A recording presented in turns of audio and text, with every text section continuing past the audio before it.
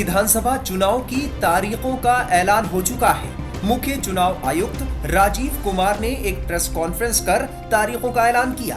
दिल्ली चुनाव के लिए 5 फरवरी को वोटिंग होगी और इसके नतीजे 8 फरवरी को आएंगे। इस बीच उनसे विवादित बयानबाजी को लेकर भी सवाल किए गए। बीते दिनों बीजेपी उम्मीदवार रमेश बिधूड़ी के प्रियंका गांधी और सीएम आतिशी पर दिए बयानों को चुनाव आयुक्त ने भद्दा करार दिया। मुख्य चुनाव आयुक्त राजीव कुमार ने रमेश बिधूड़ी के बयान पर पूछे गए सवाल के जवाब में कहा कि अगर कोई किसी महिला के बारे में भद्दी बातें बोले और इसकी निंदा सभी को मिलकर करनी चाहिए। उन्होंने कहा कि ऐसी बयानबाजी कतई बर्दाश्त नहीं की जा सकती। और जो पॉलिटिकल कैंपेन में जुड़े हुए हैं उनकी ड्यूटी बनती है कि शिष्टाचार और सभ्यता का ध्यान रखें। कोई विमेन के बारे में कुछ बोल देता है, we will be very very harsh. अगर किसी ने भी, this is our warning today, मतलब इतना आवेश में ना आए कि महिलाओं के खिलाफ कोई गलत निकल जाए, शायद बच्चों को इस्तेमाल कर लें। Will be really harsh on them. This is our request with folded hands that campaign का स्तर ऐसे ना गिराएं जो नॉर्मल वोटर थोड़ा डिस्करेज हो जाए। लेट्स कीप दैट शालीनता in mind. We'll be very, very strict with this. We have set up our teams and directed everyone to kind of be checking the inducements, if any. चुनाव आयोग के chief Rajiv Kumar ने आगे कहा कि इस तरह के गंदे कमेंट्स नहीं किए जाने चाहिए। चुनाव आयोग ने इसके लिए स्ट्रिक्ट गाइडलाइन दी है। उन्होंने कहा कि हम अपने डिस्ट्रिक्ट ऑफिसर को फिलहाल क्रिमिनल एक्शन लेने से रोक रहे हैं। इसका फैसला वोटर्स को करने दीजिए।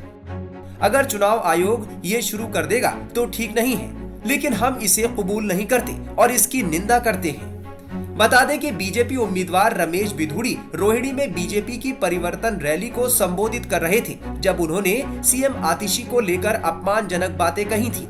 सीएम आतिशी पर भद्दी बयानबाजी से पहले बिधूड़ी ने प्रियंका गांधी को लेकर आपत्तिजनक बातें कही थी। कालका जी में अपने समर्थकों को दिए अपने संबोधन में उन्होंने कहा था कि कालका जी की सड़क प्रियंका गांधी के गाल जैसी बना देंगे।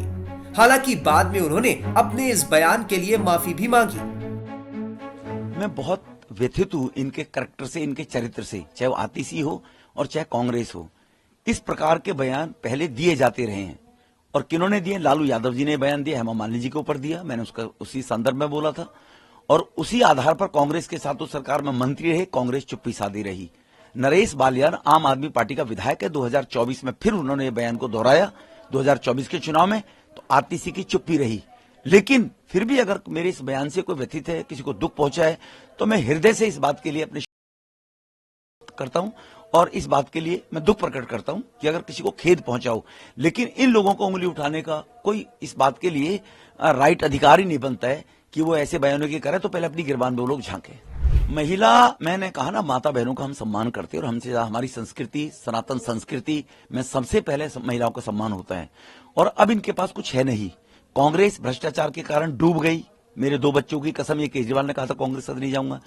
और आतिशी और केजरीवाल वो वोट मांग नहीं सकते काम को लेकर, तो अब उनके पास और कुछ है नहीं वोट मांगने के लिए। इसी प्रकार की कार्ड खेलने की कोशिश करेंगे।